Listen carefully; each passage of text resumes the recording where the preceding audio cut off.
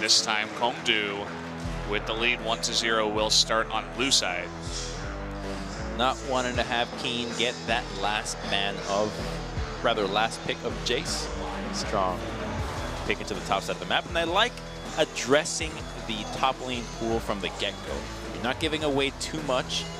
You're keeping yourself in a position where you are flexible to whatever E8 throws at you in the draft. And it allows you to get more value out of your second 2 bans if you're committed to affecting the top side. Jace has been banned multiple times so far in the series. I feel like all 4 of these teams have players who can bring it out.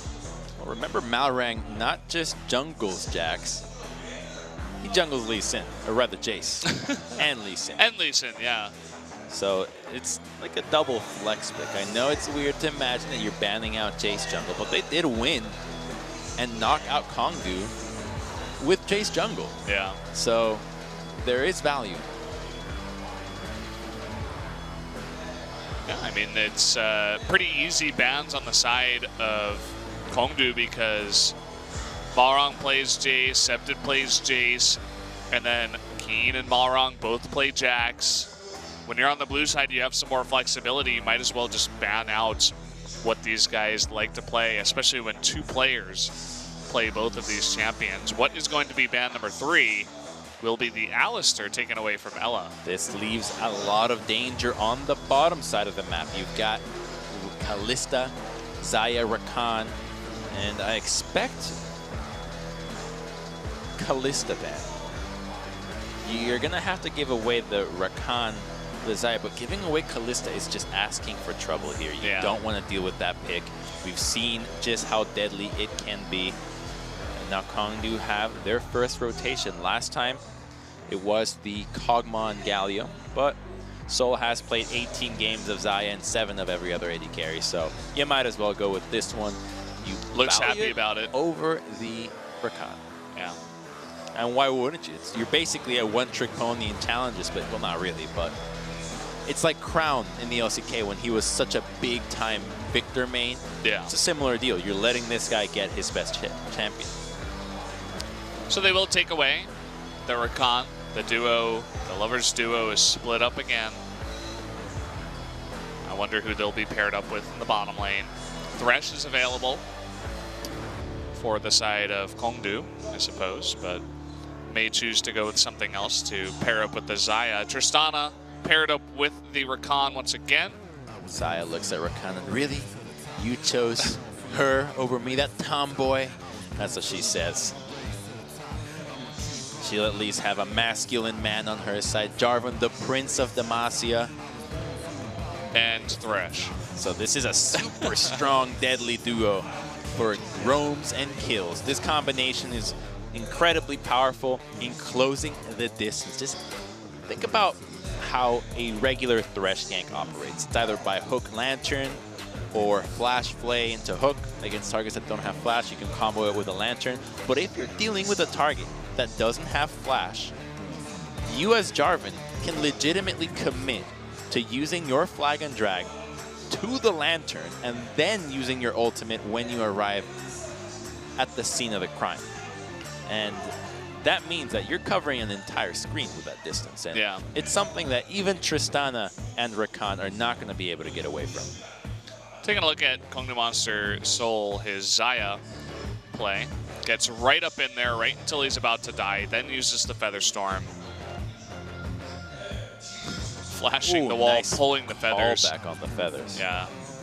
You can tell this guy has a lot of experience on one of the very mechanical, well, I don't know if she's mechanical, like a big mechanical skill kind of she's hard. AD carry, but it's more just like management of feathers more than anything else. But also the timing on your Feather Storm definitely is like intermediate to advanced mechanics for sure. Remember, it's only now, she's been basically out for the entire split, and it's only now that we get to see Xayah and Rakan really make waves as elite picks in every region and every scene. So it's taken the teams and players time to refine these picks to the point where they are this viable, and that's why we see them as strong enough to be separated. But oddly enough, the jungle bans are arguably 4 against Malrang here. Yeah. I was surprised they banned the Lee Sin, but I suppose it's a different game, different composition. Well, it took away every carry. You can't play Yeah. a carry jungle here, Malrang. You have to go with a tank. And that has not been his strong suit all season long. He hasn't played Zac all split. His Gragas was average, sometimes had good plays because he's a strong mechanical player, but it's just not his strong suit, and he only even has one Sejuani. Yeah, like the Gragas pickup. I feel like just in general, if you're going to pick a tank at this point, pick up one of the strongest picks that is available. Shen being thought about here for Roach, but they do switch it up for now into Orianna for Edge. Like the Orianna, and Shen would add an interesting flavor to the composition as you have a bit more defensive tools. It can work, but I think a Gnar would really solidify. A Maokai would work wonders as well. But yeah, a Maokai is a little bit more your suit here when you're dealing with so many tanks and you want to truly keep your own carries protected. Shen works because you had more people at your side to do the job of protecting, but when you're dealing with this much of an engage onslaught, your Maokai as a front line offers more for the protection of your carries than any other top laner. Oh, Whoa! he's locking What? it in. Nasus is happening. Kidding me? Okay. Well, this got a lot more interesting very fast. The Greencasters, they got baited before on the other pick of Rumble, but it didn't happen. But this is happening. Nasus for Keen. Susan is out. That's the reverse of Nasus. Susan. Susan. You're right. Susan. So actually, curiously enough, and this is going to be a bit of a throwback, back in about 2014, it was Dignitas versus TSM, playoff match 1. Game 1, Darshan, we agree that the counter to Maokai would be the Nasus into the Maokai because you can free farm, Maokai never holds kill pressure on you, and you're always going to be able to ignore him and just keep whacking away at towers. So this pick has been tried before, specifically in this matchup, and it can work. However, his last hitting by Dignitas. By Crumbs' team, by the way. His last hitting has to be on point, though. It was not on the early game on Camille. Yeah. Well, with Nasus, it is a little bit easier. Q powers you up. Just got to make sure you don't get ganked. And we'll see how he does against the Jarvan. For Punch, we'll see if maybe Roach and Punch up in the top lane can get something going against this Nasus, shut him down early. Already in the bottom lane, Tristana is hard to gank. Holy crap, did you see that? He's already at 15% cooldown reduction. Nasus, I just got to look at his rune page there. Yeah, this is happening. This is happening. Nasus in the top lane for game number 2.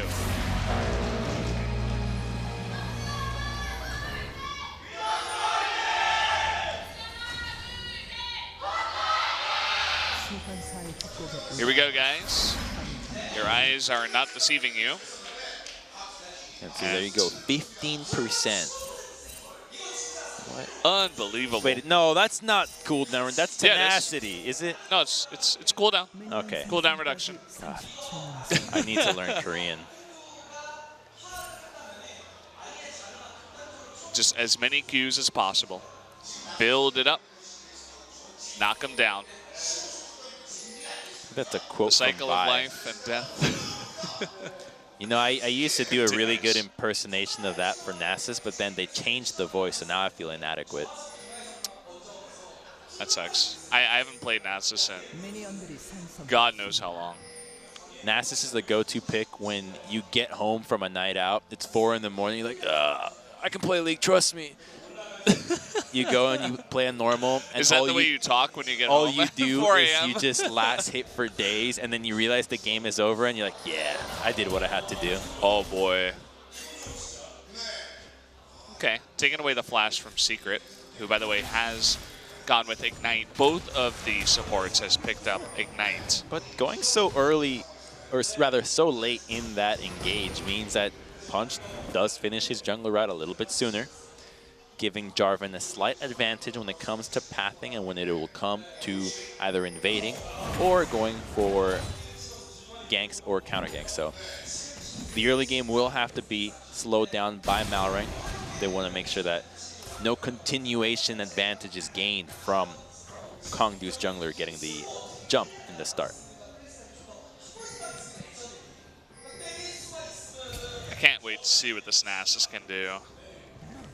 Really? I got one word for you. Kited. Kited? Yeah. Well, yeah. Yep, that's about it. But if the enemy is engaging on you... Here's what happens to Nasus, right? Check it out. Jarvan ultis him and combos out. What does Nasus do? You just chill. Yeah. You just wait. He's gone with teleport flash, so no like weird ghost shenanigans or anything like that. Oh, you need the flash against Jarvan. Yeah. Okay, we got a fight down here. Soul getting low, and there's that flash. This could be first blood. Heal comes out. Duel. The ignite is ticking, but he will get out with his life. Secret on this Thresh, not able to take down any of these guys. We didn't get to see how that engage played out, but it felt like it was the advantage that Ever got from the level 1 that allowed that all-in to come through. Thresh did not have flash, and I have to imagine that it played a big part in the decision for Ever to go for that engage and have him come out ahead. Oh, Ella is taking some damage, scaring me a bit. But yeah, I want to see how that started, so here we go.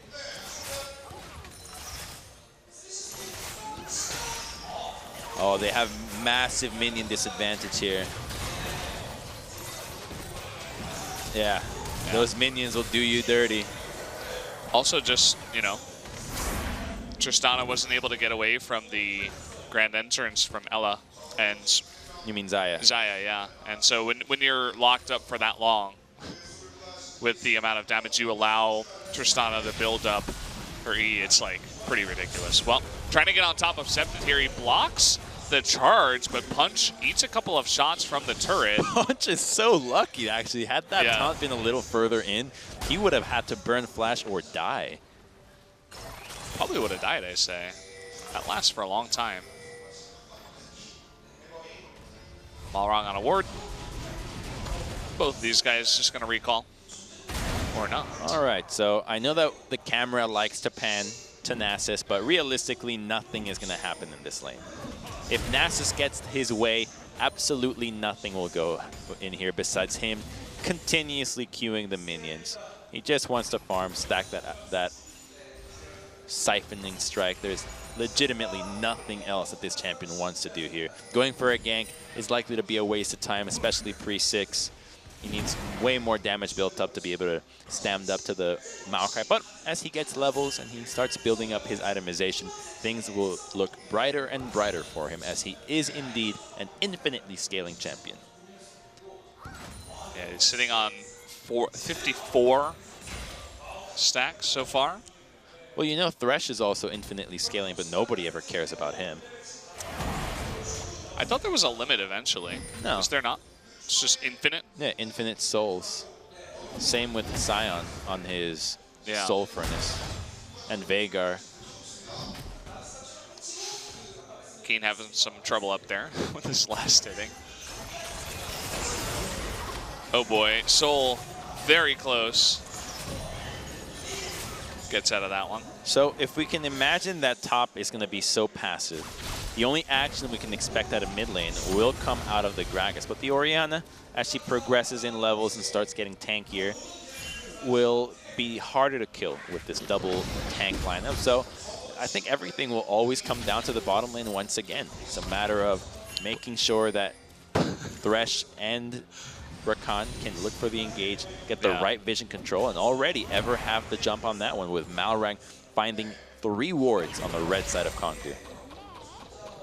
Yeah, they see everything here. It was just funny because Jarvan was sitting outside of the brush, just like right next to the Orianna. Wasn't doing anything. Oh, one of those. Yeah. Peeping Tom, really. unfortunate circumstances. You never want to get caught peeping. He's just miring Galio. How could you not? After his rework, you gotta get a look at that. Do you have to get that close, though, is the real question. Still scary. As close as you need. As close as you require. Yeah, I suppose so. You see that even though they did get the first blood in the bottom lane, I suppose because Rakan picked that up, they haven't really gained a massive advantage afterwards.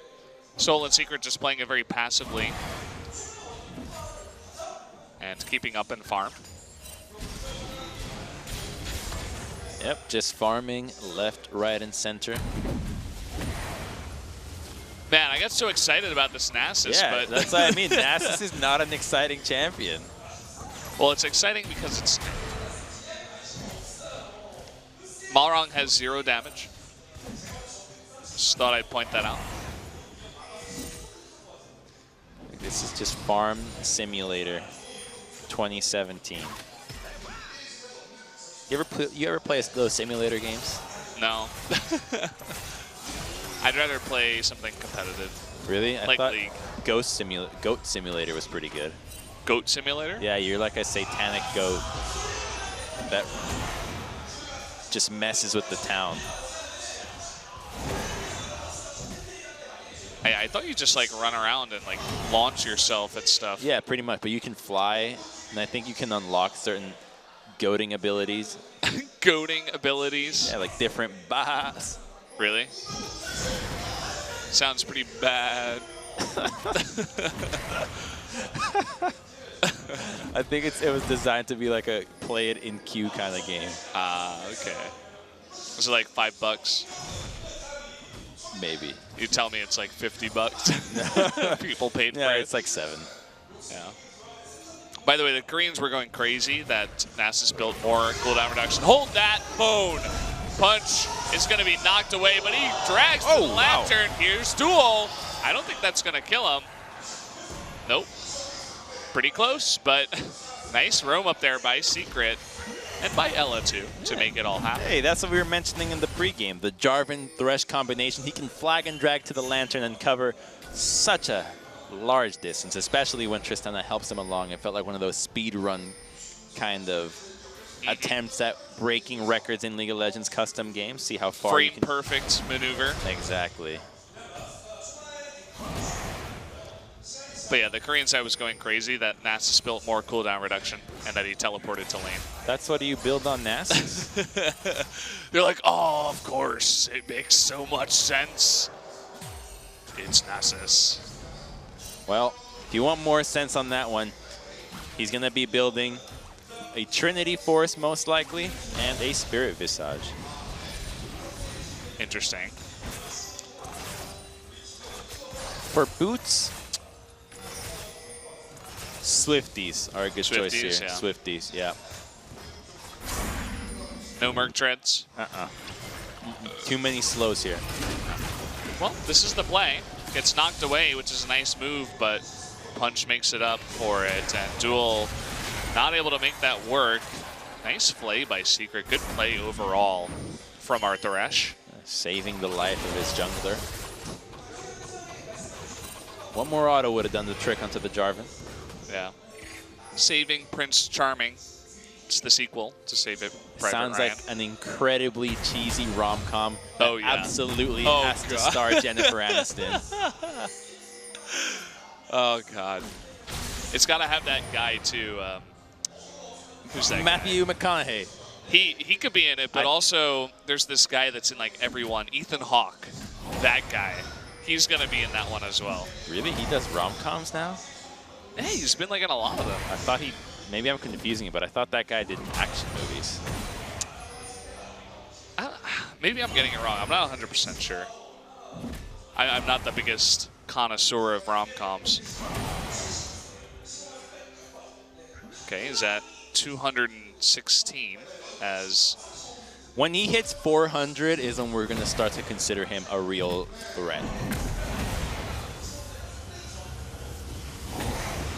because he needs to start getting lane control. Until he does that, not really the most useful of picks. Lane control means he can shove out the wave and start potentially pushing in Maoka to a point where he can start hitting that tower. I love the zoom in by the observer. He's like, yeah, I've got nothing else to do right now. The epic matchup. Nasus versus Tree. Otherworld Destroyer Nasus too. He's really shattering our reality here with his last hitting. He's been on point. Sheen allows him to essentially one-shot any creep except the cannon. That's a sweet spot where you just can use it on command, yeah. Your Q, and you still keep stacking. So you gotta remember that your killing of a cannon minion actually gives you more stacks than a normal. So it's even more important that you maintain your CSing when it comes to the cannon minions. But it also works on the turrets, that extra damage, which is one of the reasons why he's a great late game threat as a split pusher. Is it 5 instead of 3? I believe it's 2 and 4 actually. 2 and 4? I think he gets 3 every time. Is he at a... Because it's multiples of 3. Oh, I see. Okay, then 3 and 5. Do you remember which champion you played when Darshan played the Nasus? Yes, I do. It was Kha'Zix. Ah, okay. Think about that composition for a second. Nasus Kha'Zix. Wow. Yeah, I know. We should have totally lost that. It's really nice. I thought you were just going to be like, yes, I do, and then not answer my question. Just leave it to be a mystery. No, that's just rude. So, I'll run you down the Nasus playlist a little more. Okay. He wants to base when he's out of mana and then teleport back to the lane and keep doing it again. Huh. He never wants to help his allies in a TP play, ever. He's basically what a Jax player should be, just never help your lane, just always stay in there. He's almost out of mana here, Crumbs. I think we'll see him far from it. He's got around 10, 15 Qs left in him. He's going at it, though. Look at him. I think he'll base here. Yeah. He has his TP up. Yeah, so. he wants items. You can see that Maokai wants to deny it as much as possible, but he's sitting at 309. He's too tempted. There's a cannon minion coming up. I know. Even though cannon waves are literally the best timing for you to base, and he's no longer in threat of actually dying to a two-man gank, so I'm not sure why he feels so threatened. He just doesn't want to take any chunking out of Maokai, or from Maokai, rather. This has been my most laid-back game of League of Legends I think I've ever casted. Welcome to the Nasus zone. I mean, that's why I feel like I'm commentating baseball. It's exciting. There's nothing happening. It's exciting for the viewer to be like, whoa, Nasus, they finally picked a champion that I play. And then you realize now, if you're a Nasus player, why everybody on your team is annoyed that you played Nasus. Because you're doing nothing. You literally just sit there. It's like the Nunu of the top lane. Yeah. It doesn't seem like a good solo queue pick. Generally, you want to be able to influence your teammates' lanes, but if you're sitting up in top lane doing farming the whole time, doesn't seem like the best option. At least Roach has done a good job in maintaining this lane pushed and slowly whittling away at Nasus' turret, but it's still not enough to prompt him to base here.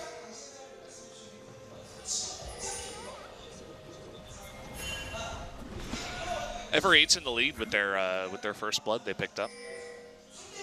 After that, the bottom lane was like, yeah, we've had enough. Okay, you win the bottom lane, and somehow they're still ahead in CS. Here we go. Nasus is basing Trinity Force. There it is. Nice. Meanwhile, Malrong, without Nasus up in the top side, because Kongdoo had zero vision of the Rift Herald, that is just given away. But this does mean that Kongdoo Monsters should get the first blood turret of the game in the bot lane, which they do pick up now, and give all that gold over to Xayah. The Screech of the Eagle is the cue to go for it, but because Edge roam, they actually lose out on the mid lane turret, so Ever walk away victorious with this trade. More than happy to give up the bottom tower and trade mid lane when you're up against an Orianna. He's up at 380 something right now. Okay, here's Galio. He just does not care. He doesn't take any damage. And there you go. He's just gonna tank it. What does he care? Holy crap, he's come online exactly at around 400. That's what I told you. He's gonna be a real threat at 400, and there he goes. This is unbelievable. This is happening in this game. Well, now he's got a kill under his belt. Merc treads are picked up. And some cloth armor.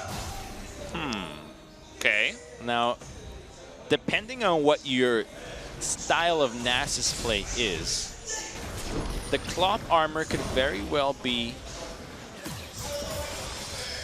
Oh, there's more people here. Okay, they're going for it. Ella, look at that burst. The hook, though, onto Malrong. An unfortunate shockwave. That's just a little bit too late, but they do force out some summoners. Nasus back to farming. So the cloth armor could be a dead man's plate here. Nasus's big weakness is getting kited, so that movement speed certainly does help. It also increases your damage, of course, in that first auto attack. Let's take another look at this play. And this is an indication of the onslaught that Roach is going to be feeling. Every time Galio ulti is up, you cannot get away from this. Galio just makes it so much stronger, too. The damage reduction, the immediate support. You can tank the turret for ages with your ultimate as Nasus. And I just loved the camera shot of Roach's face first. And they give him the blue buff, some more CDR, some more mana. He's not going to be leaving this lane anytime soon. The Nasus win condition is actually happening. Could we maybe see World qualifying teams be inspired by this? We thought we were just qualifying teams for LCK. But not dictating the meta. We were actually qualifying teams for Worlds all along with the new meta. Could it be? Okay, let's see what Galio does. He's moving bottom. Waves pushed in. Keen's at 450 something. As it only shows the first two numbers, guys, if you're a little bit confused. Here it is, ignoring Maokai. What is Maokai gonna do? He can only clear the wave. That's all he can do. So he needs a Bramble Vest, first of all. You gotta get rid of the Nasus lifesteal. That's one of his biggest assets. If you don't have that, if you don't apply Grievous Wounds to him, you're gonna have a bad time. 470 something. And you have to remember that Nasus also received some buffs. His E shreds percent armor as well, if I recall correctly now. Really? Yeah. Let me go check that actually, just real quick. Just the flat armor. We got some time 40. in this game. Oh, please do. I would do, but you know my phone is. Yeah, I know how it do, Crumbs. Okay. Let's take a look. Oh, I'm actually looking at the wrong thing. 7.17 patch? Or 7.16? Just look at Nasus. Just look Nasus. Okay. So I was looking at the right thing. We're getting there. Well, in the meantime, absolutely nothing is happening except farming in the mid lane, farming minions, pushing out waves. Teams are considering Baron. Vision around it at least, but nobody has a big threat. And here they go on Roach. It's a one-on-one. I mean, the ultimate comes out, but there's no stopping him. Q after Q after Q after Q, and Keen, he gets another kill. The Maokai has absolutely no chance. 100% of these fights will go Nasus's way, and he's already breaking 500. Lumberjack Nasus. That's what the skin should have been. Yeah.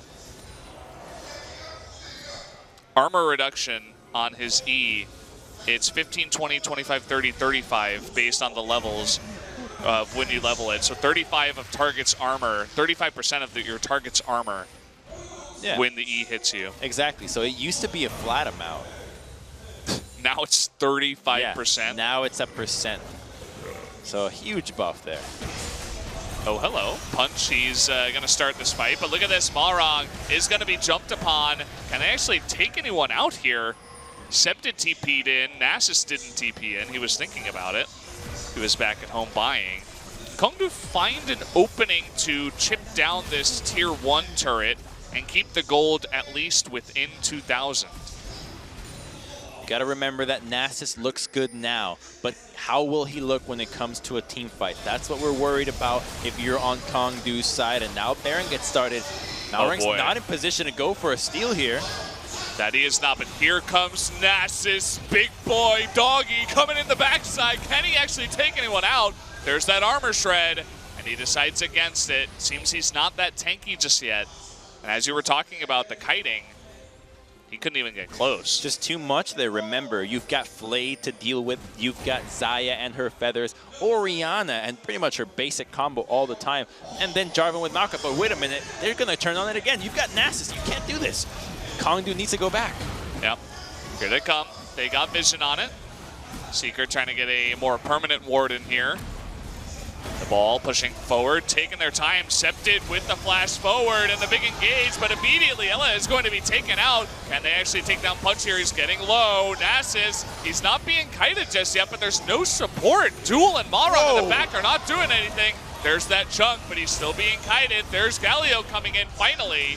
But Keen, he's getting out of mana, trying to get whatever he can. And Lantern coming in, trying to save him, but Secret will actually go down in the end. The chips are on the table now. We get to see just how much Nasus deals, how much damage he deals to the Xayah. And the answer is 2 shots. He can 2-shot her. Oh, here we go again. They got Nasus. Everybody on the side of Kongdoo is back in the base. This should be the Baron going over to Ever8. Very ingenious play from Ever8, recognizing that everybody has to go back. There's still more than enough HP left on the side of Ever8, so they can easily secure this Baron over the wall, utilizing the Blast Cone. And now they're definitely in a position where the split push becomes a very dangerous threat. Cannot wait to see who they send up against the Nasus. Let's take another look at how this fight went down. So Ever is a bit disjointed here, choosing to engage when there's still a Gragas in the backline. So Orianna gets to zone out Tristana, and it's only just the Nasus dealing damage. But because the Galio is zoning out Ori, there's not enough to kite her. Yeah, he's 2-shotting her.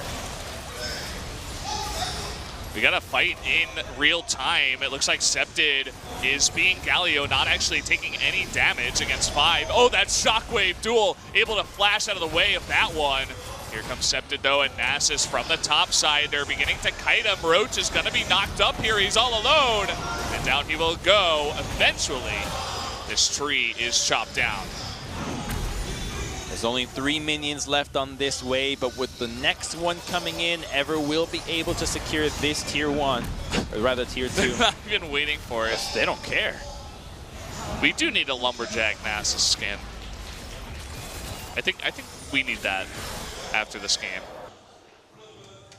Now that we've seen him here in competitive play, years after Dignitas. Not a pick I was expecting, I gotta say. Yeah. Well, that's why it's exciting. Cool to see off-meta stuff. Damage dealt in the last fight. Nasus did that in about 2 swings.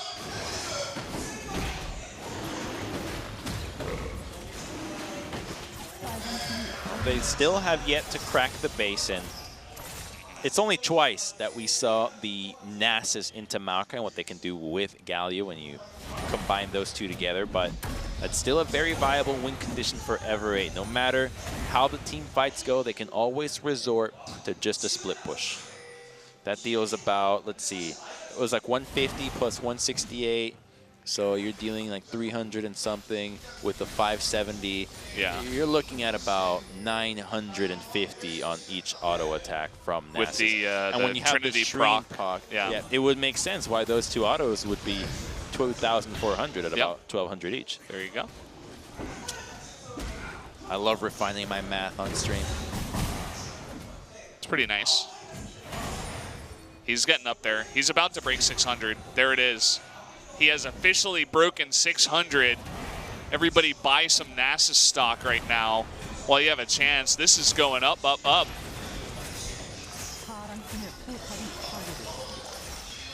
Takes out that turret. 2 swings again. Golf claps for Nasus. Yeah.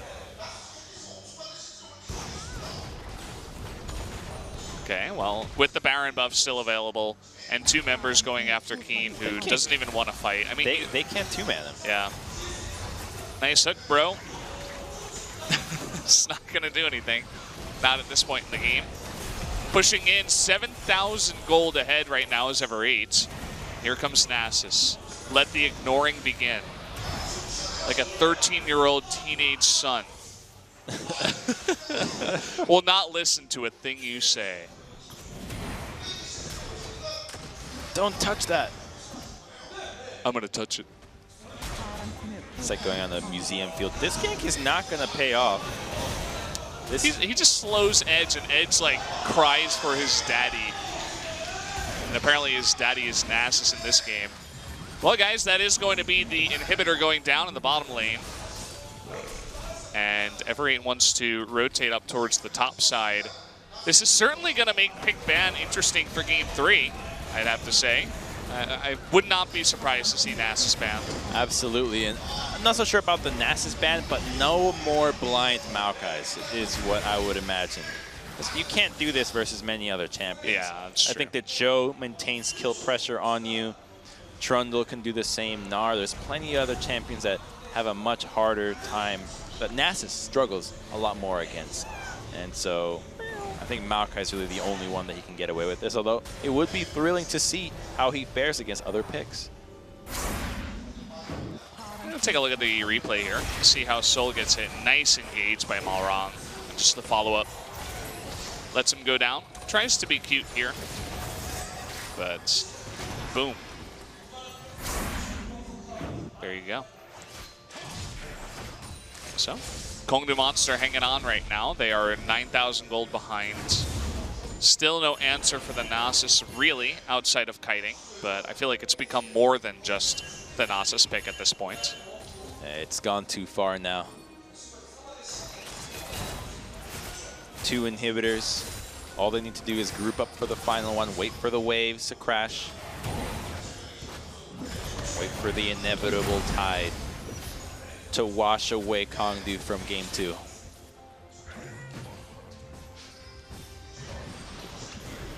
You can see that gold advantage graph, how it's been slowly, ever so slowly, nice gradual line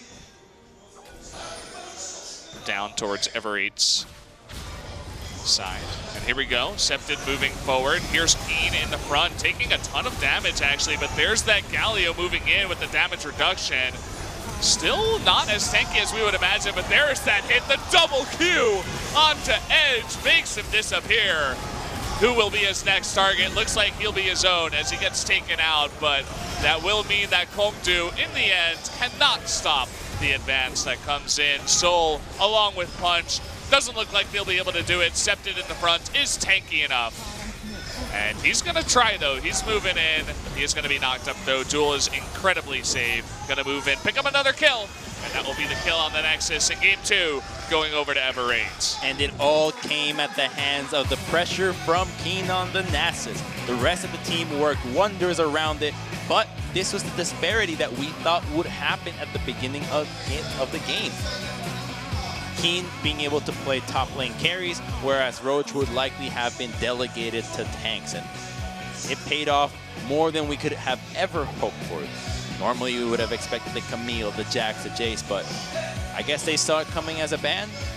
Had the Nasus prepared and get what appeared to be a cheese win, but was just a complete, well thought out strategy that Kongdoo never saw coming. As you said, it was a team effort. It wasn't only just the Nasus versus Maokai. It had a lot to do with that matchup as to why the Nasus could get very far ahead. But there you go. We are going to have our third game of the night. As I expected earlier, these series, because these teams are so close, are all going down to the wire. And Roach, he doesn't even know what to think right now. He's like, huh, maybe I should play some Nasus. You think the coach will let me play Nasus? What can I say to let me play some Nasus? Either way, guys, we're going to take another break. When we come back, game number 3 Stay tuned.